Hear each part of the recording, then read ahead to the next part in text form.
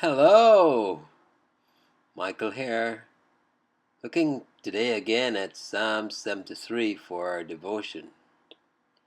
This psalm, which may be subtitled, God is my strength and portion forever. And we're going to be focusing on verse 4 through to 6 for the exposition. But let's go ahead and read the first 6 verses of this psalm. Verse 1. Truly God is good to Israel, even to such as are of a clean heart. But as for me, my feet were almost gone. My steps had well nigh slipped. For I was envious at the foolish, when I saw the prosperity of the wicked. In verse 4. For there are no bands in their death, but their strength is firm. Verse 5. They are not in trouble as other men, neither are they plagued like other men.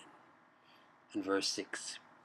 Therefore pride compasseth them about as a chain, violence covereth them as a garment. And as we turn to the treasure of David for the exposition, let's go ahead and read verse 4 again. For there are no bands in their death, but their strength is firm. Spurgeon exposits. For there are no bands in their death. This is mentioned as the chief wonder, for we usually expect that in the solemn article of death, a difference will appear, and the wicked will become evidently in trouble. The notion is still prevalent that a quiet death means a happy hereafter. The psalmist had observed that the very reverse is true. Careless persons become case-hardened and continue presumptuously secure, even to the last. Some are startled at the approach of judgment, but many more have received a strong delusion to believe a lie. What with the surgeon's drug and their infidelity or false peace, they glide into eternity without a struggle. We have seen godly men bound with doubt and fettered with anxieties, which have arisen from their holy jealousy. But the godless know nothing of such bands. They care neither for God nor devil. Their strength is firm. What care they for death? Frequently they are brazen and insolent, and can vent defiant blasphemies even on their last couch. This may occasion sorrow and surprise among saints, but certainly should not suggest envy, for in this case the most terrible inward conflict is infinitely to be preferred to the profoundest calm which insolent presumption can create. Let the righteous die as they may, let my last end be like theirs. And verse 5 reads, They are not in trouble as other men, neither are they plagued like other men. Spurgeon exposits. They are not in trouble as other men. The prosperous wicked escape the killing toils which afflicts the mass of mankind. Their bread comes to them without care, their wine without stint.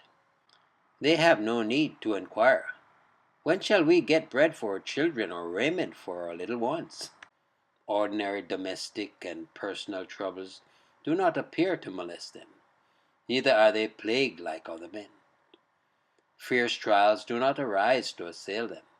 They smart not under the divine rod. While many saints are both poor and afflicted, the prosperous sinner is neither. He's worse than other men, and yet he's better off. He plows least, and yet has the most fodder. He deserves the hottest hell, and yet has the warmest nest. All this is clear to the eyes of faith, which unriddles the riddle. But to the bleared eyes of sense it seems an enigma indeed. They are to have nothing hereafter. Let them have what they can here. They, after all, only possess what is of secondary value, and their possessing it is meant to teach us to set little store by transient things. If earthly good were of much value, the Lord would not give so large a measure of it to those who have least of his love.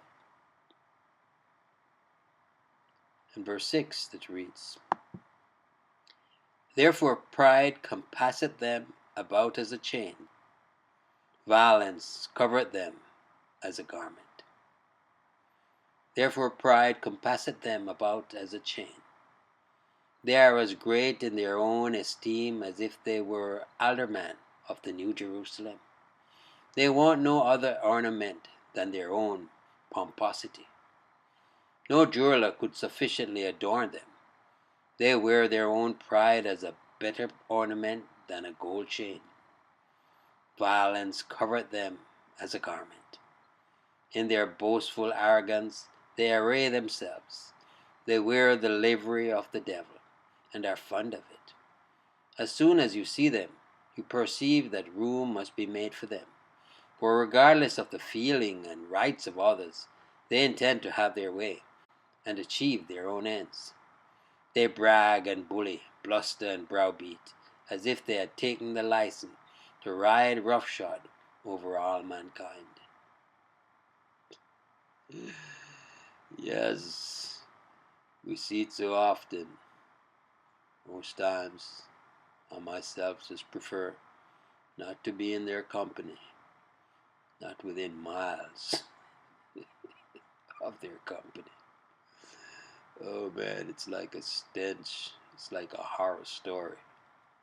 The prideful and the wicked, who have their just reward. Praise our God. Well, trust you enjoyed the meditation. Michael here declaring yet again, Jesus is Lord. Until next time, be blessed. Blessed, blessed, blessed.